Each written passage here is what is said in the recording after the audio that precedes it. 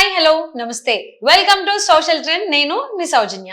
ఇవాళ social trend లో trending లో అలాగే వైరల్ అవుతున్నటువంటి మీమ్స్ ఏంటి, న్యూస్ ఏంటి చూసేద్దాం. మీ అన్న ప్రత్యేక హోదా విశాఖ రైల్వే జోన్ ఎందుకు తీసుకురాలేదు? అవి తాకట్టు పెట్టలేదు కాబట్టి. ఓకే, సో అవి తాకట్టు పెట్టలేరు కాబట్టి తీసుకురాలేదా? ఒకవేళ పెట్టేటట్టయితే తీసుకొస్తారా? తెలియదైతే. నెక్స్ట్, ఎందుకన్నా కనపడినవన్నీ తాకట్టు పెడుతున్నావు? మావయ్య ఏమంటున్నాడు? నేను గెలవకపోయినా పర్లేదురా, కానీ గెలిచిన వాడు మాత్రం బాగుపడకూడదు, అందుకే. సో వెనకింతుందా? సంధ్య ఎక్స్పోర్ట్స్ ఓనర్ వైజాగ్ 25,000 కిలోల సరుకు విషయంలో అన్న పేరు చెప్పండి సార్, నన్ను వదిలేయండి సార్. మంత్రి మేరుగా అది లెక్క, తేడా వచ్చిందో బాబాయ్ దగ్గరికి పోతావు. సో ఇక్కడ మన పేపర్ కట్ కూడా చూడొచ్చు. డ్రగ్స్ కూనం ఇంటికి మంత్రి మేరుగా, ఈ కలయికలో మర్మం ఏమిటో తెలియదు. ఒకప్పుడు ఎంఎంఎస్లు ఉండేవి కదా, వాటిని ఇప్పుడు ఏమంటారో తెలుసా? ఏమంటారు? ఇన్స్టా రీల్స్ అంటారు. ఓ అవునా, ఈ విషయం ఏదో కొత్తగా ఉంది. రోజు ఒక కొత్త విషయం తెలుసుకున్నాం కదా. ప్రజలు ఏ రాష్ట్ర ప్రజలను అడగద్దు, చూస్తే మీకు అర్థమైపోవాలి. అభివృద్ధి అంటే అమ్ముకు తప్పడం కాదయ్యా, రాష్ట్రాన్ని పైకి తీసుకురావడం. మావయ్య మాకు అమ్మడం తప్ప అభివృద్ధి ఏంటో తెలియదండి. ఓకే. సునీతారెడ్డి, మా నాన్న వివేకాపై నిన్న ప్రేమ వలకపోసిన జగనన్న అధికారంలోకి రాగానే సిబిఐ విచారణ కోరుతూ వేసిన పిటిషన్ ఎందుకు విత్డ్రా చేసుకున్నాడు? Paytm batch. అవన్నీ మాకు తెలీదు, లేపేసింది టీడీపీ వాళ్ళే. నెక్స్ట్, మా అమ్మ ఏమంటున్నాడు? వర్క్ ఫ్రమ్ హోమ్ అంటే ఎంత పెద్ద సాఫ్ట్వేర్ ఇంజనీర్ అనుకుని నా కూతురుని ఇచ్చి పెళ్లి చేశాక తెలిసింది వాడు ఇంట్లో కూర్చుని మీమ్స్ చేస్తాడని. ఓకే. మందు మాన్పించడం కోసం రాష్ట్రానికి డ్రగ్స్ తెచ్చిన దేవుడురా మా జలగన్న. నెక్స్ట్, హత్యలకు పాల్పడే వారికి పాలిచ్చే హక్కు లేదు, జగన్ కు ఓటు వేయద్దు. సో ఈ విషయం సునీతారెడ్డి ప్రెస్ మీట్ పెట్టి మరీ చెప్పడం జరిగింది. ఈ విషయం అందరికీ తెలిసిందే, కడప ప్రజలతో సహా. సో మరి చూద్దాం ఏం చేస్తారో. వివేకం బయోపిక్ మూవీ లింక్ ముగ్గురికి షేర్ చేయండి, ఆ ముగ్గురిని ఇంకో ముగ్గురికి షేర్ చేయమని చెప్పండి. ఆహా, సాయం చేయమని చెప్పిన దాన్ని ఇలా షేర్ చేయండి అని చెప్పి కలిపేశారు మీమర్స్. నెక్స్ట్, ఒక స్థానానికి లేదా పదవికి వాడు అర్హుడు కాదని ఎవరినైనా చూసినప్పుడు అనిపించిందా మహేష్ అన్న? సినిమా టికెట్స్ విషయంలో ఏపీ సీఎం జగన్ దగ్గరికి వెళ్ళినప్పుడు అనిపించింది. ఓకే, ఈ సీన్ నుంచి ఏ సీన్కి ఎక్కడిది కనెక్ట్ చేశారు అసలు మీమర్స్? మీ అందరి కోసం 130 సార్లు బటన్ నొక్కాను, నా కోసం 2 బటన్లు నొక్కలేరా? సంపద సృష్టించకుండా అప్పులు తెచ్చి బటన్లు నొక్కమంటే మంచంలో ఉన్న ముసలది కూడా బట్టలు నొక్కుతుంది. నెక్స్ట్, నాన్నని చంపినోడిని పక్కన కూర్చోపెట్టుకుందే కాకుండా షర్మిల మీద నా మీద నిందలు వేస్తున్నాడు. ఓకే, ఇది పాయింట్ రండి బాబు. సునీత గారి ఇన్నర్ ఫీలింగ్ అన్నట్టుగానే చెప్పుకోవచ్చు మనం దీనికి సంబంధించి. మరి ఎవరు మీమర్స్ చేశారో తెలియదు, బట్ కొంచెం కనెక్టెడ్ గానే చేశారు అనిపిస్తుంది చూసిన తర్వాత. 71% పూర్తయిన పోలవరం ప్రాజెక్ట్ ని మావయ్య ఎందుకు పూర్తి చేయలేదంటావు? ఎందుకు తెలీదు, నాకైతే తెలీదు. ఈ ప్రపంచంలో అన్ని రోగాలకి చికిత్స ఉంది, ఒక్క కడుపు మంట తప్ప. అంటే ఈ కడుపు మంటలు కూడా చాలా రకాలు ఉంటాయి. జనరల్ గా ఏదైనా గ్యాస్ట్రిక్ ట్రబుల్, యాసిడ్స్ ఫామ్ అయితే వచ్చినటువంటి కడుపు మంట వేరు. ఎదుటోడిని చేసాడు, ఎదుగుతున్నాడు రా మనం ఎదగట్లేదు అని కడుపు మంట వేరు. ఆ కడుపు మంటకి, రెండో కడుపు మంటకి అయితే మందు లేదు. తాడేపల్లి ప్యాలెస్ వద్ద అనుమానాస్పద కంటైనర్ ప్యాలెస్ లోపలికి వెళ్తూ గంట తర్వాత బయటకు వస్తుండగా ఇది వైజాగ్ సరికి అంటావా? యా అంట. జూనియర్ ఎన్టీఆర్, వివేక బాబాయ్ని ఎవరు చంపారో అందరికీ తెలుసు, వాళ్ళే షర్మిలని సునీతని నా మీదకి ఉసిగొలిపారు. ఇడు మళ్ళీ స్టార్ట్ చేశాడ్రా. నెక్స్ట్,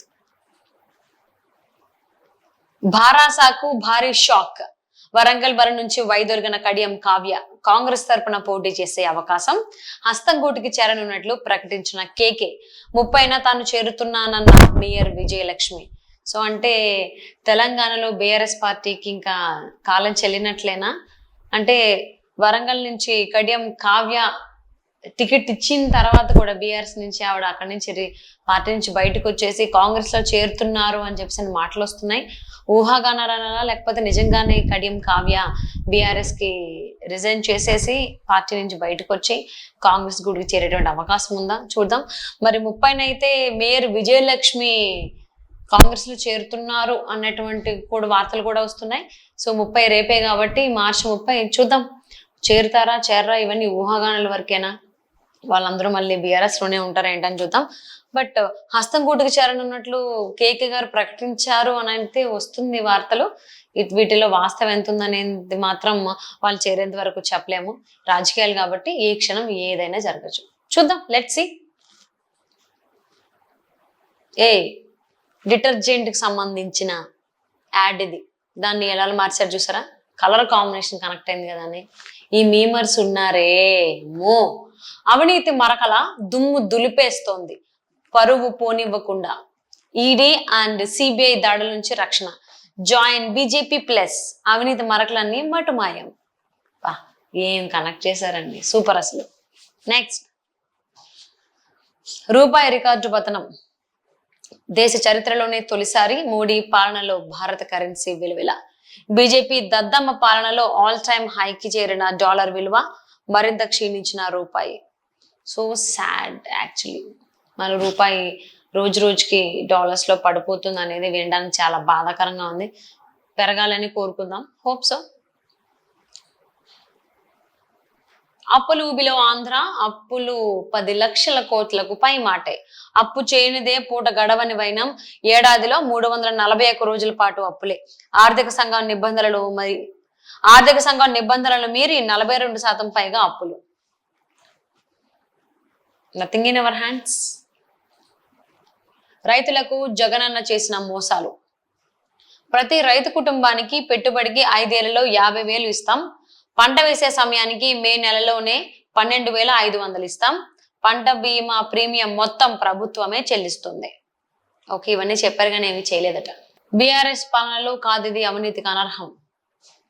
సో ఇక్కడ ఆల్మోస్ట్ చాలా వాటికి సంబంధించి ఇదొకటి దీని 4, 5, 7, సో ఆల్మోస్ట్ ఇక్కడ 6 ఉన్నాయి. సో ఇదేమో రాళ్ళు రప్పలకు రైతు బంధు, ఇక్కడేమో who is that black sheep, గొర్రెలు పంపిణీ చేసేవాళ్ళు కాదు, కేటీఆర్ మేడకు అరవింద్ ఉచ్చు, నిన్న ఫార్ములా ఈ రేస్, ఇకపై అర్బన్ ల్యాండ్స్ లావాదేవీలు, ఇది ల్యాండ్ కి సంబంధించి, అది మిషన్ భగీరథ విజిలెన్స్, ఇక్కడేమో హెచ్ఎండిఏ భూముల వేలంలోనూ భారీ అవినీతి, ఇక్కడ ఆసల పెన్షన్ల అక్రమాలు, మళ్ళీ గొర్రెల స్కీమ్ లో 253 కోట్ల రూపాయల గోల్మాల్. సో ఇలా చూసుకుంటే అన్ని పథకాల్లోనూ స్కామ్ చేశారు బీఆర్ఎస్ వాళ్ళు గత 10 సంవత్సరాల వాళ్ళ పాలనలో అన్నట్టుగా మనం ఈ పోస్ట్ చూసుకోవచ్చు. నెక్స్ట్, రుణమాఫీ కాలేదు, వేధింపులు తప్పడం లేదు. రుణమాఫీపై రైతులను మోసం చేసిన కాంగ్రెస్, అధికారం దక్కగానే హామీని తొంగులో తొక్కిన రేవంత్ సర్కార్, రుణాలు కట్టాల్సిందేనంటూ రైతులపై బ్యాంకర్ల వేధింపులు, రైతులను ఆదుకోకుంటే లోక్సభ ఎన్నికల్లో ఖచ్చితంగా పరిణామాలు తప్పవు.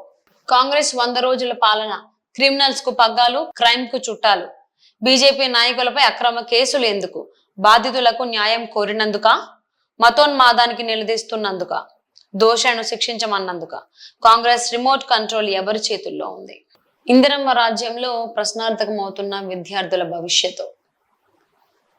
సో బోధన ఫీజులు, ఉపకార వేతనాలు ఏవి దానికి, అలాగే ఊసే ఎత్తని 5,600 కోట్ల రూపాయల బకాయిలు, ఫీజు రియంబర్స్మెంట్ చెల్లింపు జరిగేనా, విద్యార్థులను మోసగిస్తున్న రేవంత్ సర్కార్.